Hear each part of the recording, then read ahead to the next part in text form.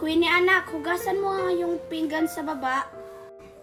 Eh bakit ako yung maghuhugas ng pinggan dun sa baba, Mami? Eh mayaya naman tayo. Umuwi yung yaya natin sa probinsya, walang maglilinis sa bahay. Eh di yung inampun mo na pulubi, yung palinisin mo dito sa bahay, Mami, para may pakinabang naman yun dito sa bahay. Kawawa naman siya kapag siya yung naglilinis sa bahay. Anong kawawa dun, Mami? Bagay nga sa kanya maglinis kasi pulubi siya. Oo nga anak no, sabihan mo siya na siya maglilinis sa bahay. Okay, Mami, akong bala sa pulubi na yun. Manda sa akin yung pulubi na yun sa akin. Ang hirap naman ng assignment na pinapagawa ni teacher sa amin. Pero kakayanin ko to para sa pangarap ko. Para hindi na ako bumalik sa pagiging batang pulubi. Hoy, batang pulubi! May inutos pala si Mami sa'yo. Ano? May ginagawa pa kasi ako. Mamaya mo na yan tapusin. Hugasan mo daw yung pinggan dun sa baba, sabi ni Mami. Eh bakit ako yung inutusan mo? Eh may ginagawa pa ako dito. Ikaw na lang kasi wala ka namang ginagawa.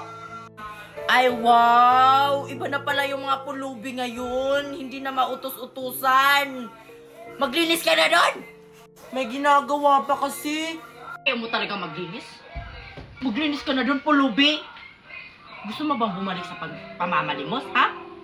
Maglinis ka na doon. Aray! Sige na, maglilinis na. O maglinis ka na doon, magpapaganda pa ako. Excited na ako mag-Shopee, Mami. Ibibili ko yung gusto mo anak.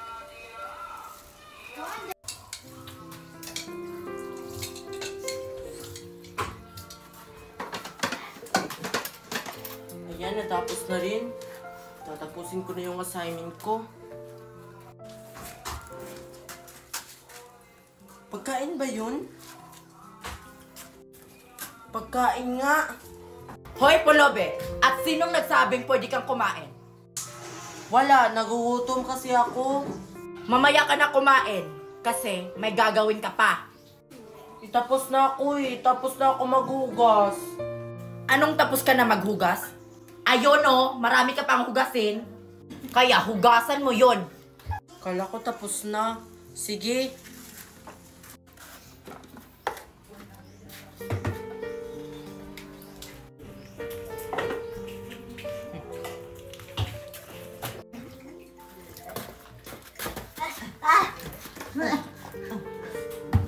Yan! Yan ang mababaga sa mga pulubi. Naglilinis lang naman ako ah. Oy guys, buti naman nakapunta kayo dito sa bahay namin. Di ba gagawa tayo ng assignment? Magagawa ng assignment. Akala ko manood ng movie. Oo nga, Precious. Manonood na lang tayo ng movie. Sige na nga, manonood na lang tayo ng movie. Huwag na lang tayo gumawa ng assignment.